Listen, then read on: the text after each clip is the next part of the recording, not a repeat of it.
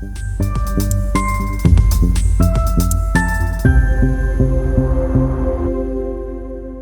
and welcome everyone to our afternoon webinar today. We're going to be covering our webinar towards inclusive excellence. We'll be talking all about diversity, advancing diversity, equity, and inclusion in higher education. And if you are just coming into the room, Dr. Tatiana Drenko Denine has popped a question in the chat for you. What does diversity mean to you?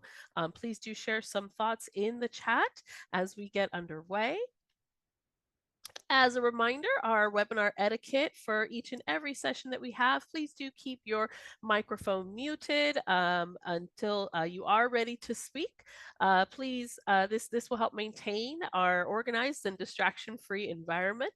Please do keep those comments and thoughts coming in the chat. However, we'd love to hear from you. If you do have a question, you can also submit there into the chat. We will review all questions and address as many as we can during our time together.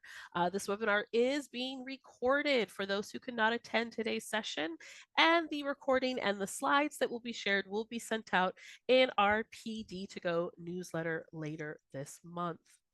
So again, please do jump into the chat and share, what does diversity mean for you? Our presenters today, I'm just going to share a little bit about each one, and then they'll go ahead and build on as they take turns speaking. We have the fantastic Dr. Tatiana Andrienko Janine, part-time professor here at Westcliff University. She is a Faculty Senate member and a chair of multiple committees, including the Diversity, Equity, and Inclusion Committee that we have. She has represented our institution here at international conferences and during our accreditation visits. Her teaching spans communication, international relations, and research methods. She holds a doctorate in intercultural communication and a PhD in English linguistics. She has an MA in education, an MBA, and a master's degree also in journalism.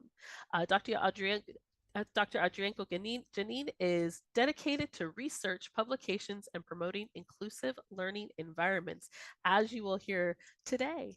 We are also going to be joined by Professor Kane, who is currently in his third year teaching at Westcliff University.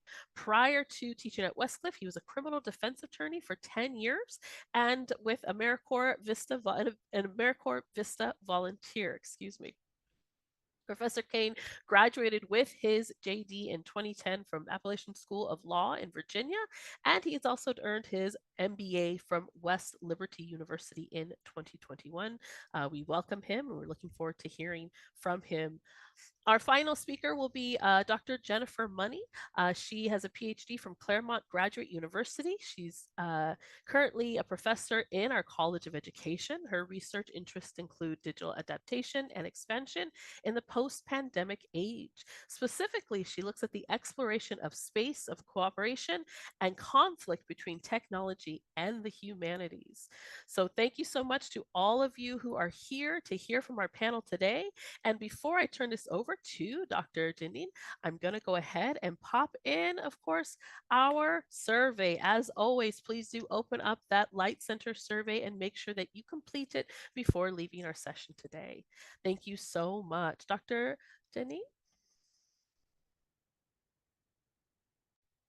Thank you so much for the introduction, Johnny. We do appreciate your facilitating this panel. And this is our agenda. First, I will set the stage with the dimensions of academic diversity, how we enrich the tapestry of diversity with our insights. And then you will listen and enjoy two very interesting presentations about artificial intelligence, how using or not using it may help equity and inclusivity in the classroom, and equitable grading, something that is very close to each and every of us. So welcome, thanks you for your attention, and let's go a little bit deeper into the dimensions of academic diversity. First of all, thanks to all for you for sharing. Your views are highly appreciated, and I am really happy to see how deeply you are looking into diversity. It's interesting that most all institutions pride themselves on having high diversity, and they publicize figures for having so many people of white race and black race and Latino and so many men, women, and whatever. So diversity, of course, is much deeper than that, and I'm glad that we understand it. Diversity can be visible, as this chart shows here, race, gender, ethnicity, that's all that is visible diversity. Most of diversity is invisible. It is the underwater part of this iceberg, and it includes, first and foremost, cognitive approaches, the way people think, the way they address their thinking, communications, how people communicate and connect with each other. And of course, for the university environment, this invisible diversity is the first that matters. We pride ourselves on diversity, but we don't often think that diversity in itself, at least from the perspective of the theory of communication, is not a positive factor. It's actually an adverse factor, because it's more difficult for the people with diverse backgrounds, with diverse visions, to understand one another. Diversity becomes an asset only if people are included, if they feel welcome and valued in the environment where they are. And that's what your polls demonstrate, and I am happy to see that diversity is inseparable from inclusivity with you. Actually, inclusivity is the condition of diversity being a positive value. Value of diversity, value in diversity mindset. Let's go to the next slide and see what dimensions of diversity matter, first of all, for the academic environment. Our university that has the population from more than 100 countries of the world is really United Nations. It is the place where people of all backgrounds meet. And how do they work together? How do our students' backgrounds work together? First of all, we encounter diversity of classroom cultures. In more high-power distance cultures, the students are used to the professor being their boss, being their little god in the classroom. Whatever the professor says, the students need to learn and do, and you cannot ask a question and you cannot contradict the professor. And generally, the professor's opinion is always right. These students may be at a loss when coming to the United States, where the culture is more democratic and differences are valued, and where it is good to disagree, and asking a question is a good sign of the students' understanding if it is struggling to understand. Of course, students from different classroom culture need encouragement and support. Otherwise, if the other student says something and the teacher says, oh, that's a great opinion, the student may think that that's the right answer, because I am now going to educational backgrounds, because in what we call Confucian background, the teacher is the source of learning. The student has a perception that there is some final truth that is given through the teacher, and you just learn from the teacher and you become better.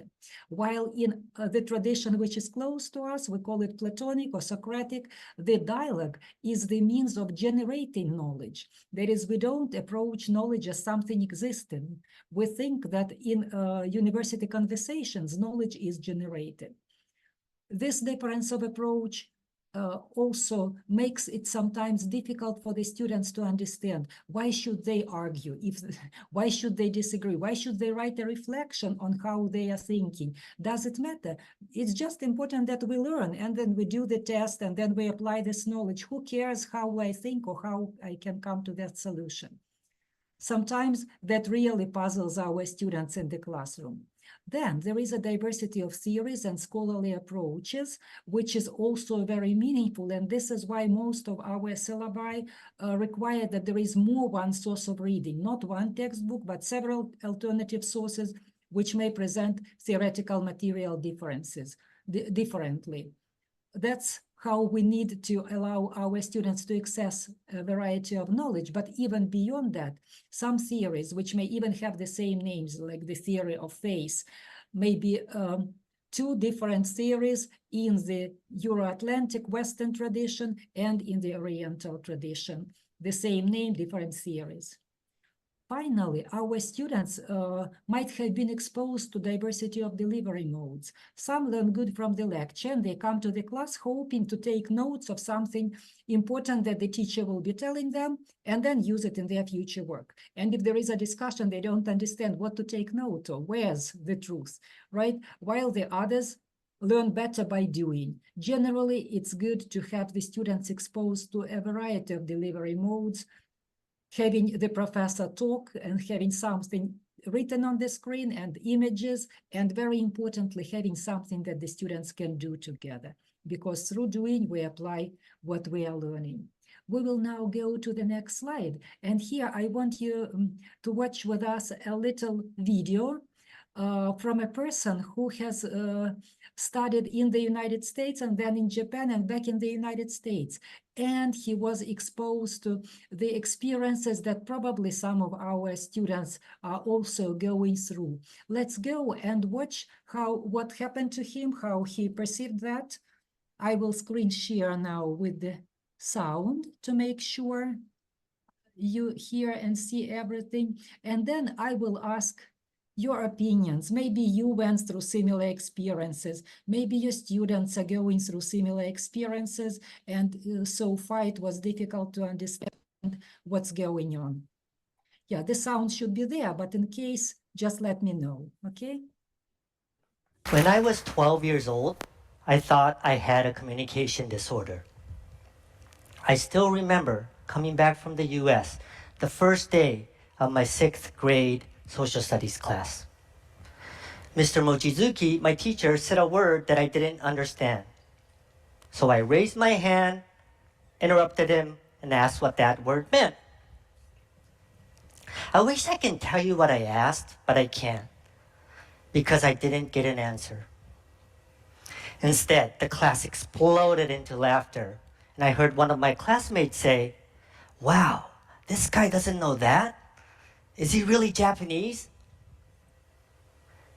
Even Mr. Mochizuki said, "Look that up by yourself," leaving me with only the shame of asking.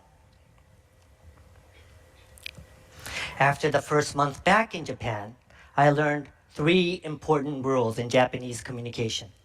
Rule number 1, never interrupt someone when they're talking, even if you're confused. That's considered rude.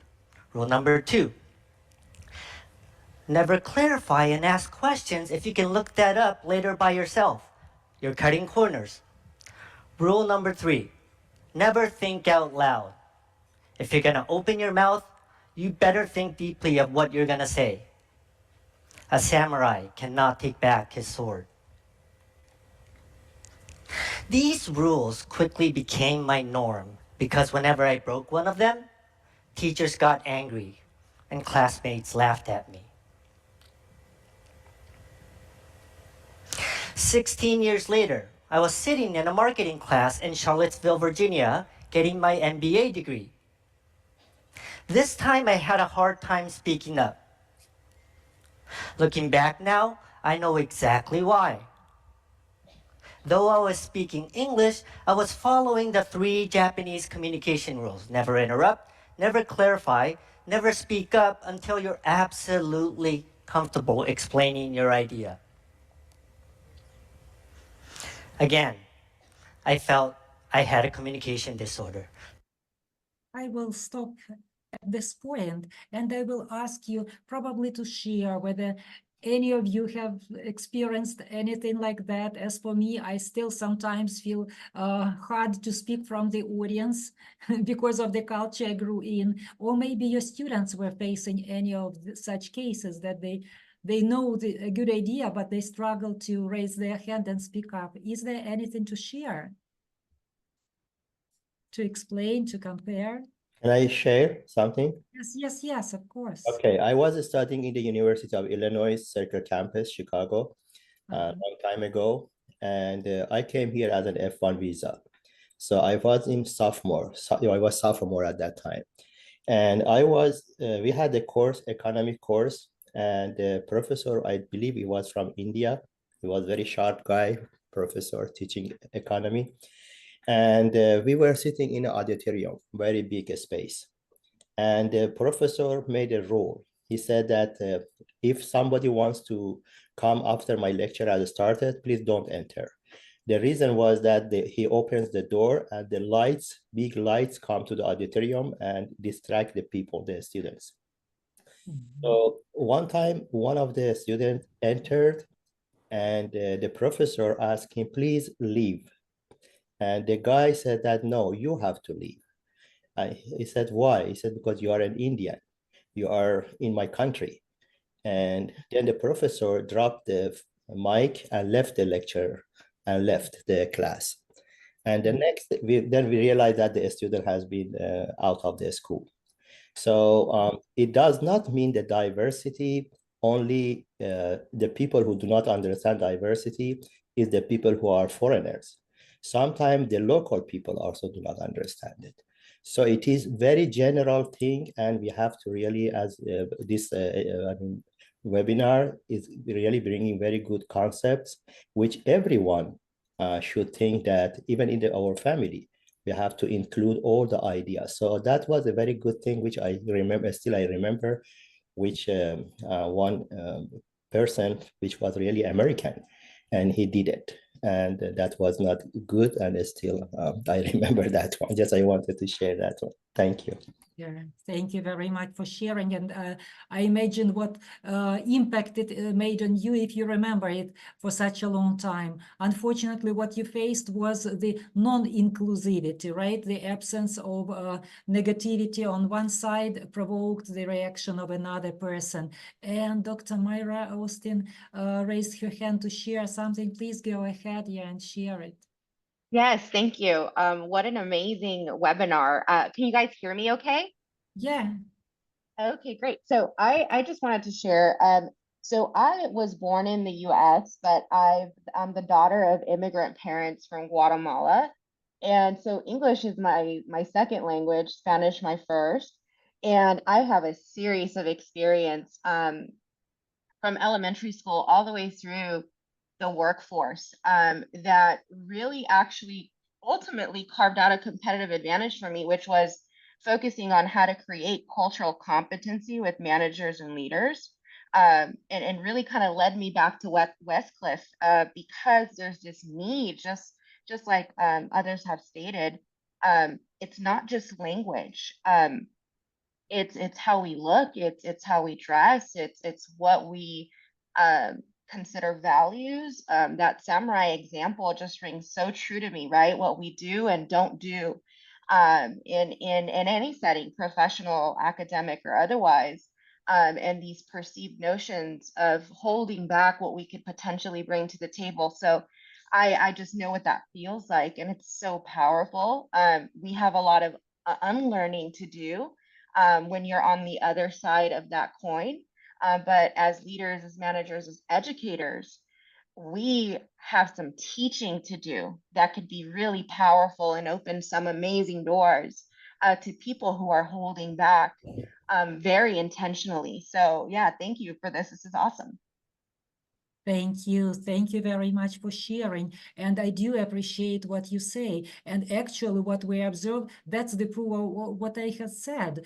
Diversity, we all say, let's celebrate diversity. But to celebrate diversity, you need, first of all, to be inclusive and to understand that diversity may be dangerous. We need to know how to handle it.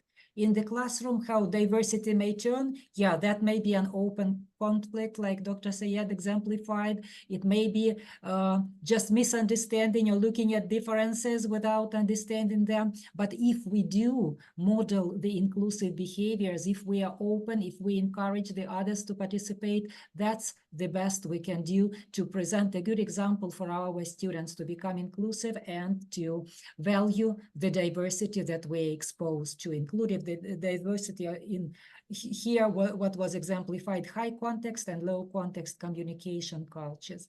Let us go very quickly now. There was another assignment we wanted to do together, but to leave more time for the other two fantastic presentations, probably we will just look at the three cases that really occurred in our practice, three scenarios, and invite any commentaries or solutions that you may have.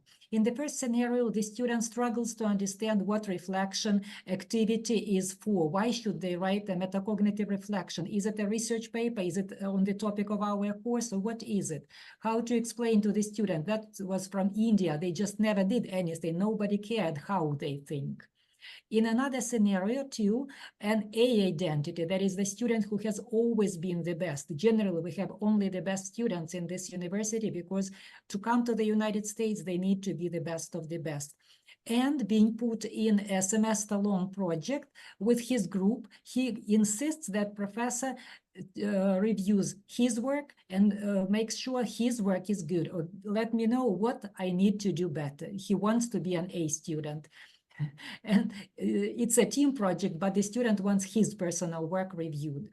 And in the third scenario, an international student has presented a great presentation, delivered the ideas effectively, but when it comes to questions and answers, the student struggles to answer, probably because people speak just the natural English they speak, and the student struggles to understand the questions.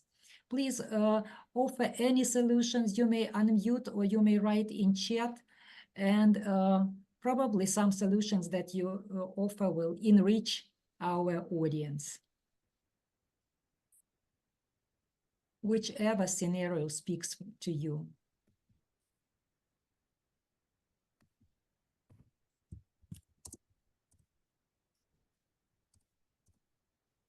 Or if anything like that has occurred in anybody's practice. They all come from our real classroom teaching. Dr. Tatiana, do you want us Yes. to respond to answer on the chat?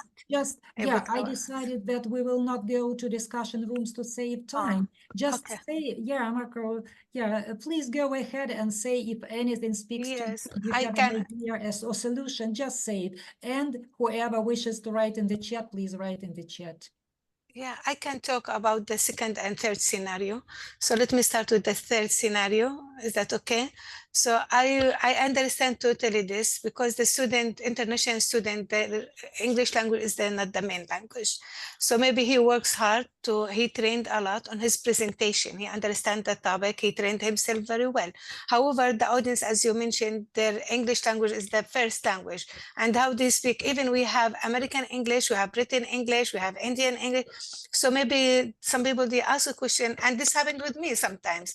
English language is my third language. In some meetings, maybe I don't understand right away the question, even in the chat. I prefer to be explained.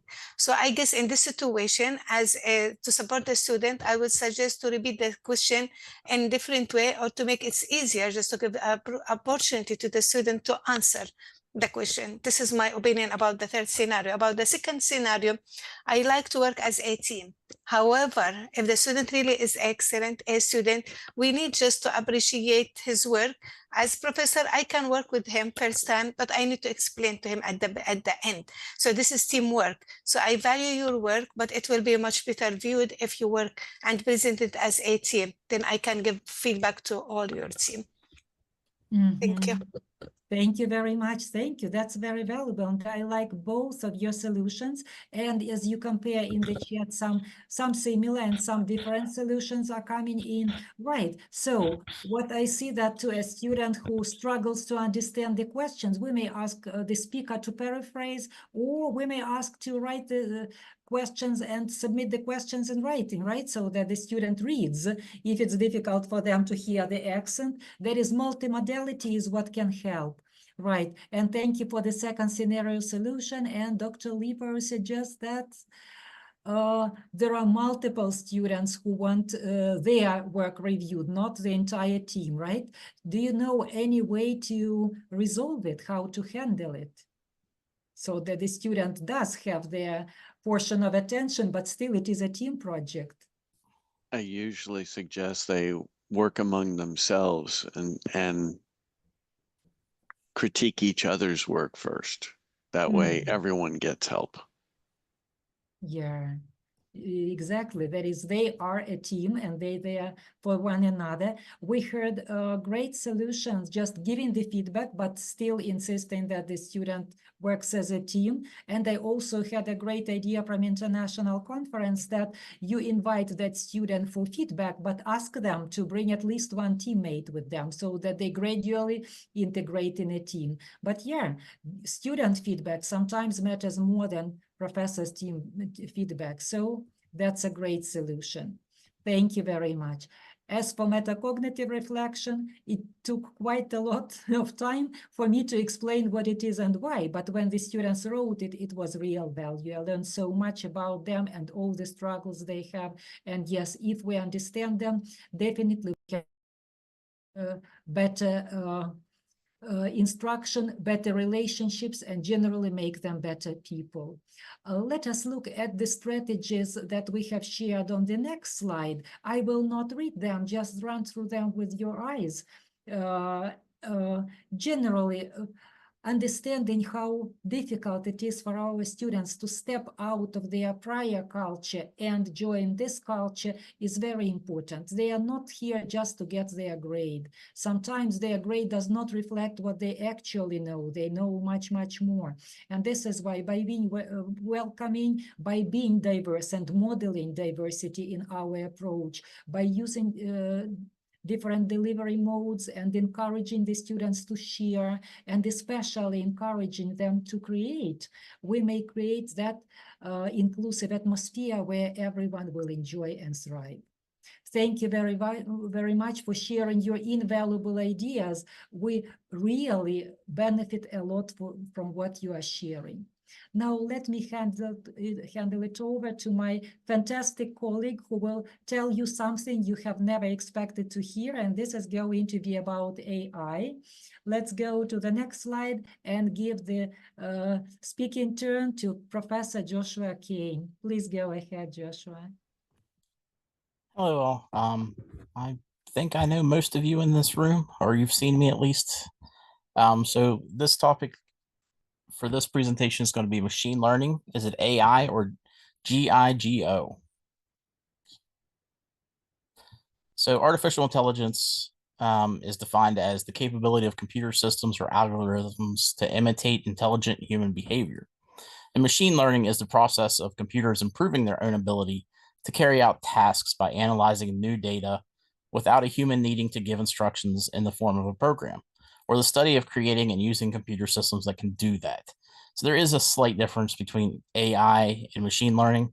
Whereas AI, we think of science fiction, we'll think of Skynet or iRobot, which is what I've got here imaged. But I think another acronym that needs to be looked at is GIGO. So garbage in, garbage out. And that's essentially what we have with machine learning.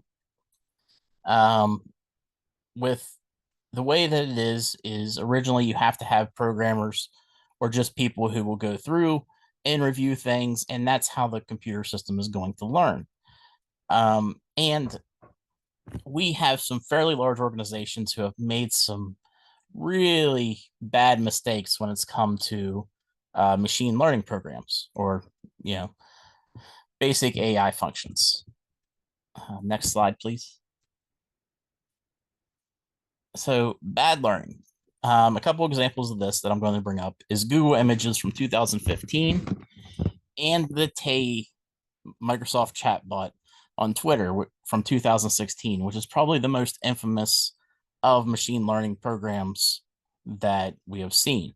I wanted to give a trigger warning. The next two slides are going to have some racist posts of racist nature. So I just wanted to let people know it can be upsetting. Okay. All right. So this is an actual post from Google Images in 2015. We can see all of these images, and for some reason, those of African descent, they were starting to come back with images being cited as gorillas. And so the way that instead of actually going back and fixing the algorithm and doing stuff, the way that Google decided to fix it was simply to remove the term gorilla from their searches. So if you actually take a picture of an actual gorilla and search for it in your pictures, you can't actually find that anymore. And that was up to the last thing I could find was up to last year, but I think it still is this way, that the term gorilla is not in the database for the Google stuff. Facebook also faced a similar issue in 2021, except the images came up with the word primate. So again, Facebook essentially had the same issue, and I think they took the same kind of response where they just took out the word primate. Next, please. The most infamous of all and the most well known of an AI program really going down the wrong track was the Tay. So Tay was created by Microsoft. It was put onto Twitter, and it allowed the Twitter users to essentially, it was given to be programmed from their feedback and things. And within less than a day, Tay became extremely racist, homophobic, and anti-Semitic. So here are some of the tweets that actually came from the Tay bot. Not sure if Microsoft just wasn't monitoring it or what, but as you can see, it was a very bad rollout for this program, and it was removed and replaced fairly quickly. So taking a little bit of a turn here, since we have a lot of issues with AI right now, and it's a common discussion on the Friday meetings, I wanted to bring up, what do we do in the event we believe a student is using AI to cheat or machine learning? The way that I like to do it is, first, you need to learn and know the biases that are going to be there. You need to check the original file, double check the tool with other tools, and I'll give an example of those. And the final thing is just to use your judgment. So let's start with AI, a bias. AI detection is biased against non-native speakers. So I've seen this when reviewing papers, and I see patterns arising. I've helped friends who have English as a second nature. I've helped them with their work. And so I started seeing these patterns. There's also been a Stanford paper that's been published by Chinese students who found that AI was biased against them. And it has to do with like a formulaic style of writing.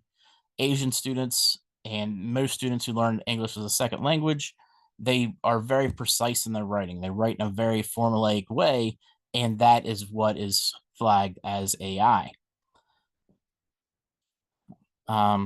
Next slide, please. All right, so the second step is check the original file. Okay, so the first thing you can do is when you're in GAP, when you're in Turnitin, you can download the originally submitted file, and I recommend to do this, assuming that they are following the rules and turning in a .doc or .docx file and not a PDF. This generally works. Sometimes it won't, but generally I found that it works in most of the cases. So you download the original file. Next slide. And the next thing you can do is you can right click on that file when it's on your desktop or in the folder, and you can pull up properties. So this is just from something that I had worked on, so it's saved. And just to show that if you look, here's the different things that come up with properties. You can generally see, when it was created, the last time it was saved. You can also look and see, in many of them, you can actually look and see how long they actually worked on the assignment. And so that if you come up and the student shows, total editing time on this says 8 minutes. So if you have a 20-page paper and it's showing that the total editing time was 8 minutes, there's a good chance that it's AI created. There's also issues with, you can look at the time created in the last save and stuff like that. So you can do this. I also recommend looking at the paper itself. A lot of red flags that I come across are formatting issues. Simple things like APA just generally doesn't exist. They're missing page numbers. The references page is not on its own page. It just says references in the paper itself. And then in paragraphs, things like that. If you see a lot of that missing, it's a higher chance that it's AI generated, because students, just people in general, are lazy. And if they're going to cheat, they're not going to take the time to actually go back through and review the paper. Okay, next slide. So the next thing is use other tools. I don't always trust the Turnitin tools, so I like to run it through a couple other tools as well, and I will submit those along with my AI detection reports. And so I use these other tools to kind of verify to myself, am I being biased? Is there actually other tools that are going to read this as also being a high percentage of AI written? And so I go through that process as well, just to kind of check myself. And here's a list of some of the tools. Generally, what I do though is I just Google AI detection tools and I use the same ones, like the top 2 or 3, and I run it through them. And that's, I check. Okay, next slide. Another thing is that since my background is in law, I like to think of things in this manner from Blackstone. It is better that 10 guilty persons escape than that one innocent suffer. In my personal opinion, this is how I also like to grade, is I would rather have 10 people get away with cheating than falsely accuse one person of cheating and essentially ruin their grade, possibly, give them a check against being removed from school, stuff like that. So I just want to make sure that I'm right in this percentage. And so I would rather people get away with it than me falsely accuse someone. Although I do go through all of these steps. So if I am accusing someone of it, generally there's a really high chance that they committed the issue. Okay. Next.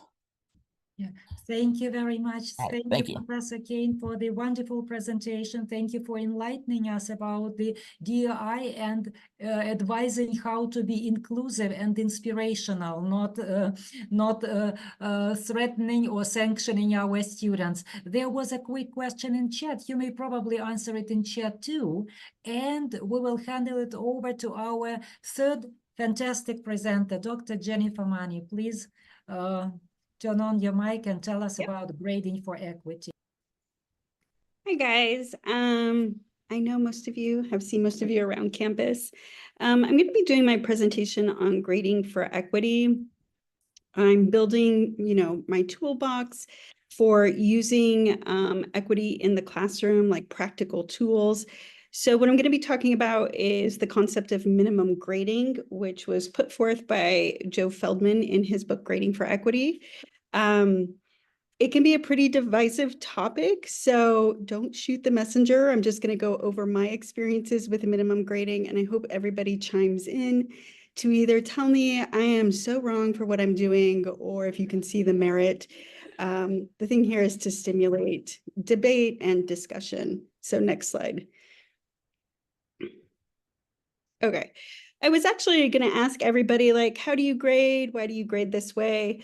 Which is usually how I start this talk. But actually, Westcliff has it pretty set well into the curriculum, how we're supposed to grade. If we're, how many points are we supposed to deduct for late work? Our rubrics are pretty clear. So instead, I kind of wanted to turn the question over to the idea of, like, when you were in grad school or college, I'm sure we've all had an experience with, like, that one professor whose grading seemed so arbitrary. And I just wanted to know if anybody wanted to share their experiences with that, and how you dealt with it, or what was the experience?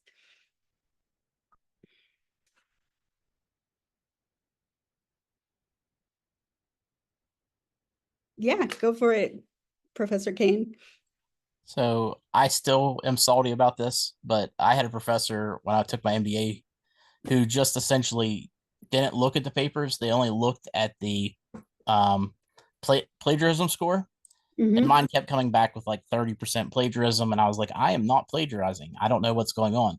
And I just opened up the paper and I looked, it was just my cover page, because I kept reusing the same cover page. So it kept coming up with a high score from that. The only class I got a B in, and that was simply because the professor didn't actually look at my stuff. Yeah, that's super frustrating. Definitely. Somebody in the morning panel actually brought up that as a professor at a state university, they actually have to enforce the curve in their class. So they have a certain number of A, B, C, Ds, and Fs. And their annual evaluation was actually dependent on that, which I found very interesting. I know we all tend to teach at other universities as well, and I was wondering if anybody had any experiences with that. I'm here again because I missed the Oh, the hey. first part. So then I wanted to catch the first part, and then I'm Uh-huh. still here.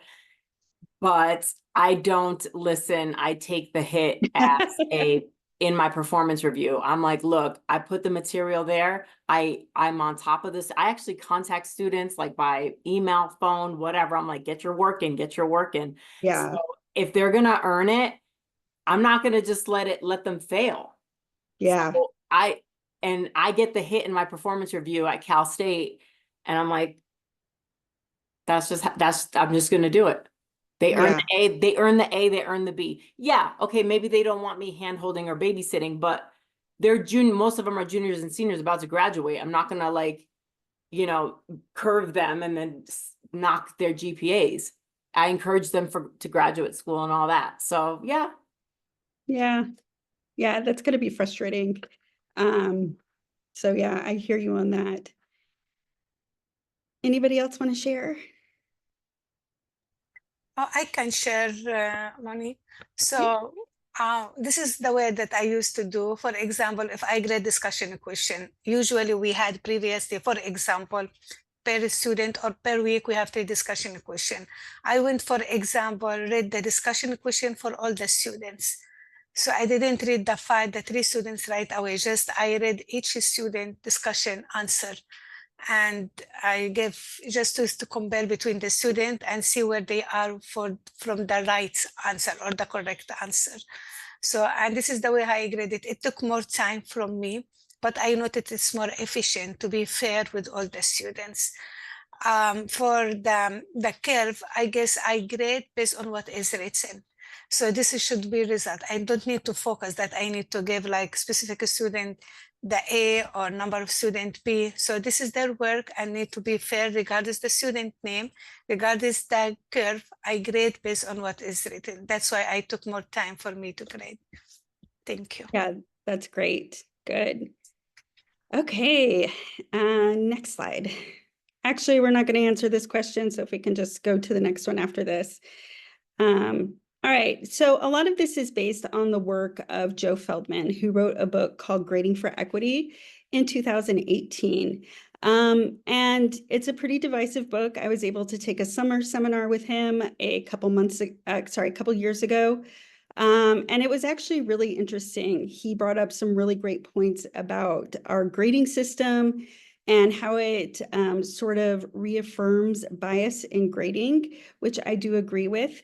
There are many critiques of equitable grading practices, and we'll get to those. I think some of those are fair critiques.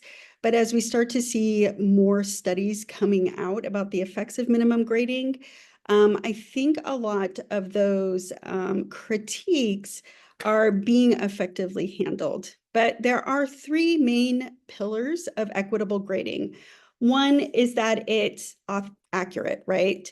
We want to make sure we don't include irrelevant info that makes our grade ambiguous. I think Westcliff does a good job with this. We have very clear rubrics for assignments. We encourage our professors strongly to use those rubrics to grade. We offer feedback. The grading is transparent and our assessment is authentic. Okay, we want to be bias resistant. Our grading practices must give all students an opportunity to succeed regardless of their privilege. This is the harder one, right? We would all like to think that we are not biased in our grading, but we all bring baggage to grading. So this requires a little bit deeper reflection. And it needs to be motivational. We want our grades to motivate rather than demotivate students. And we want to orient our students to the value of learning rather than just having them collect points, right? I see a lot of college students today who like stick their effort coins into the university machine and expect their diploma to pop out. And that's not growth mindset. That's not the point of a university sort of education. But we still want to motivate our students so they have that intrinsic love for learning. All right, next slide. Oh, did we miss a slide somewhere in there? No? Ah, there it is. Well, we should have gone over this one, but this is fine. But grading for equity, basically, it just encourages us to reassess our grading practices. We are using an inherited grading structure that has been in place since the Industrial Revolution. I believe it was in like the 1830s when Harvard University first began using a 100-point rubric, which helped shape the modern grading system. In the early 1900s, the whole 4 being an A, 3 being a B, and so on was introduced. We actually used to have a letter grade of E, which was essentially another form of failing, but that was removed in the 1930s because it confused a lot of students and parents who thought the E stood for excellent, when in fact it was just another method to show that you had failed at something. So we are inheriting this older system of grading. It's the only system of grading that I know.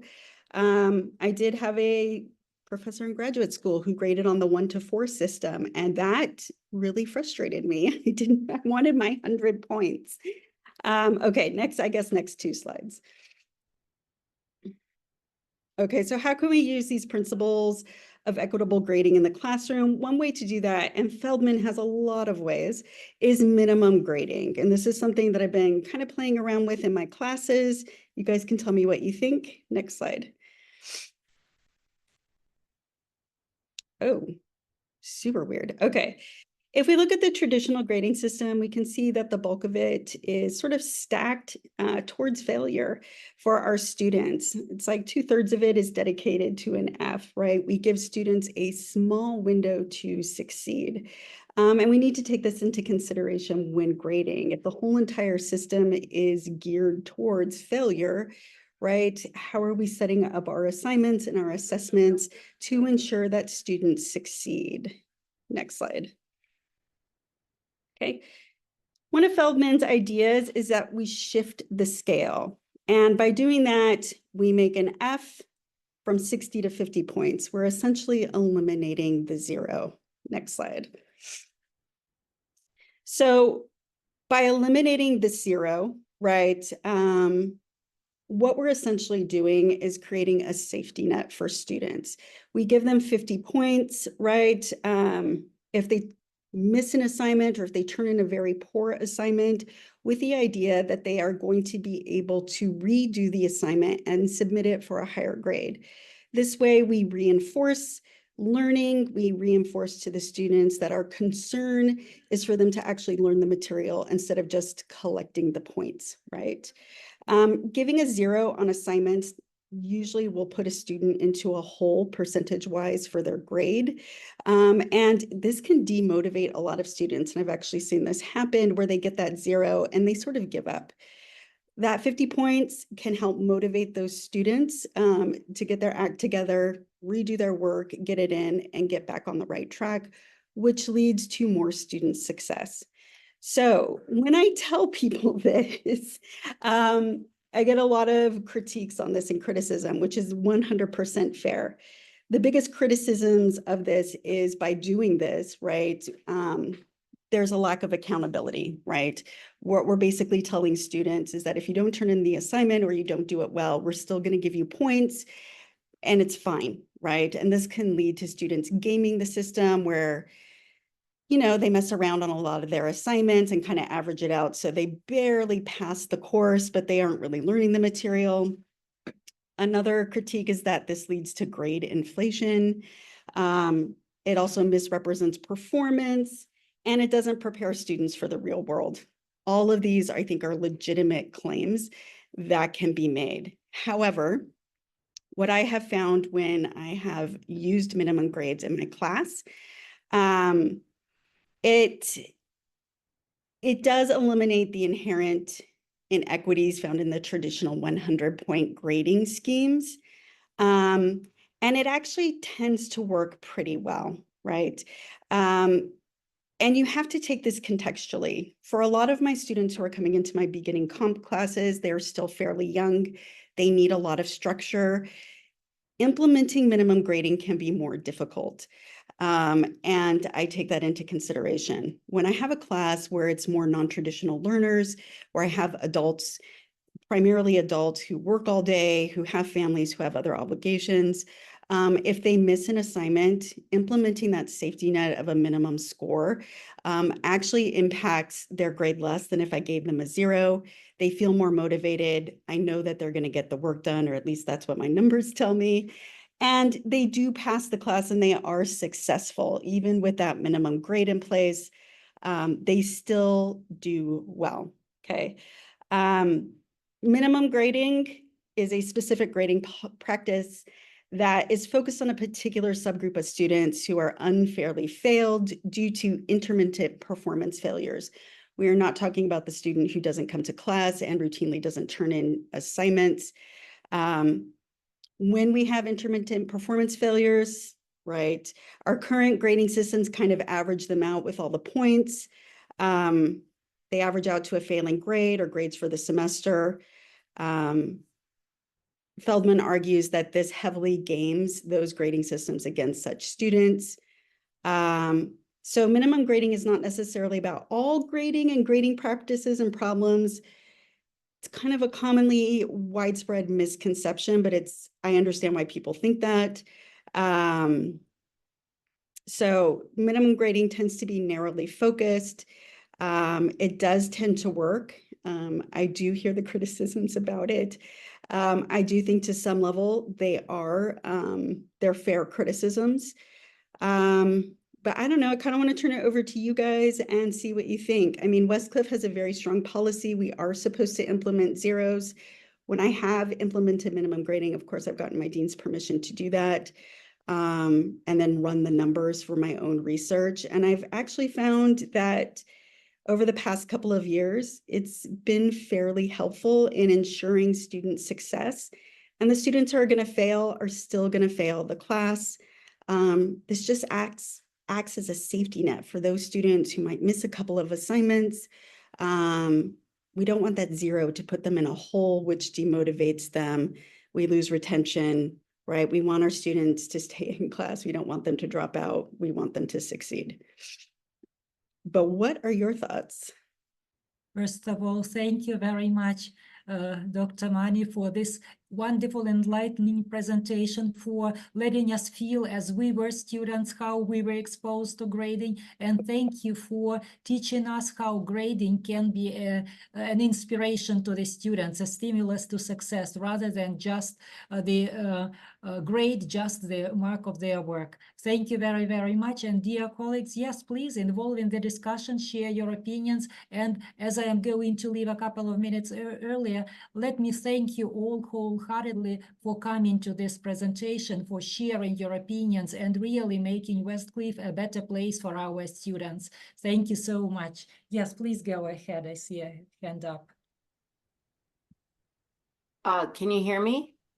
Yes. There's Yeah. pros and cons because depending on the LMS we're using, for example, one will show that they're doing really well, even though they missed an assignment, versus depending on how we're using our LMS and how we have it coded. And if we don't input the 0, it's just a matter of how we code the final grade, because some of them are like, oh, I have a good grade, even if we don't input the 0. So I think here at Westcliff, if I remember correctly, we have to input the 0 so that they don't think that they're doing good by looking at the final column, right? But I understand both sides.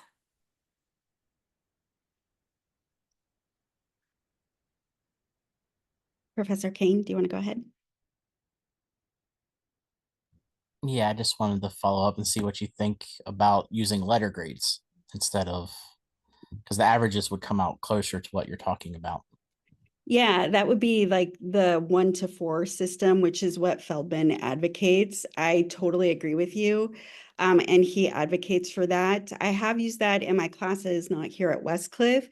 And this is actually really funny. I find that when I use the averaging, the 1 to 4 system, the letter grade system, it actually, I feel, is a better representation of students' work. My students hate it though. They want their 100-point rubric and they will fight me on it. So I've gone back to the 100-point system, but I agree with you. Feldman has some really interesting ideas about the averaging of grades that I'm not sure I agree with, but his basic argument is that we shouldn't be averaging grades. He says that his idea is that if we average grades across assignments, particularly when including early low scores, that can unfairly penalize students who demonstrate growth over time. His argument is that averaging emphasizes consistency rather than mastery. I have some issues with that because we are teaching our students to be consistent. I think that's one of our jobs as instructors. So I'm really on the fence about this one, about the averaging out of grades. That's what we do anyway. That's just standard practice. But yeah, I definitely think using like the grade system works, and actually works quite well. My own questions are about Feldman's position on averaging. It's like, well, how do we come up with a grade then, right? Thanks.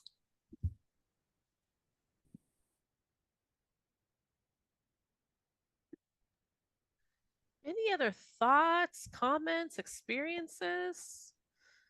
This is such good information. So many different angles to think about diversity and what, how we can create more inclusive spaces, how we can create more inclusive grading and practices for our students here at Westcliff. Thank you so much, Dr. Money, Professor Kane. Dr. Austin, your hand is up, I see. Go ahead. Yeah, just really quick. I don't think I have enough experience quite yet on the grading piece, so I'll have input on that later. But from the student perspective, I did want to mention something because I heard something important, and it's how the professors reinforced what they were doing, at least with me as a student, made a significant difference. When I was either disengaged or life got too hard, I particularly had some health challenges along my educational journey. And so life got really hard sometimes. And so it was the approach to reinforcement that really made me see the value in what was happening. And so for me, it wasn't a cop out. It was grace to a certain degree. And it was also a greater lesson into what it means to apply yourself and be intentional. And that stayed with me. So for what it's worth, I do think that how we reinforce things with students, even the most difficult students or students who are going through the most difficult times, might be a life lesson. So I just wanted to throw that out there. And I'm split on the grading issue, so we'll see what my experience turns out to be, but I wanted to share that. Excellent. Thank you. Yes. You can even tell today as we're reflecting on our experiences as students and, thinking about what that did for us personally, what the emotions we still have behind it, the lessons learned, as like, whether the lesson is what not to do or what to do as an educator. It's really wonderful. And I hope we get to continue some of these conversations. As I said in the chat, as we are planning for next year. So please do the survey. Please let us know. And I just want to take a couple of minutes to share. I popped this into the chat as well so you can see. Next week, we are going to be getting together for our reading club on the 29th at 11 a.m. We'll be looking at student engagement across different teaching modalities. Of course, that does include inclusive learning. Very important to think about. And then coming up on November 15th, we have our Global Cafe that we will be hosting with Dr. Nino's team. So that's really exciting for us at the Light Center to be a part of it this year. Do look out for that RSVP. You will have some more information about this coming into your inbox. So please do look out for that and make sure that you RSVP. It's going to be some really great conversations with your colleagues around the world, with your colleagues from around the world. So we're very excited for what we're putting together for that event. Also, I did pop a list into the chat. Don't forget you have an LMS here at Westcliff University called Acorn, where you can go in and engage in some of these ideas. Also, always reach out to us. Let us know. Maybe you want to host a webinar. Maybe you want to host a discussion. And as we are doing that planning for next year, it's so important that we continue to talk about these topics. Thank you again to Dr. Tatiana Andrienko, Janine, Dr. Jennifer Money, and Professor Joshua McCain here. Really great conversation. Let's continue and keep it going. Thank you so much, everyone, for attending, and have a wonderful afternoon.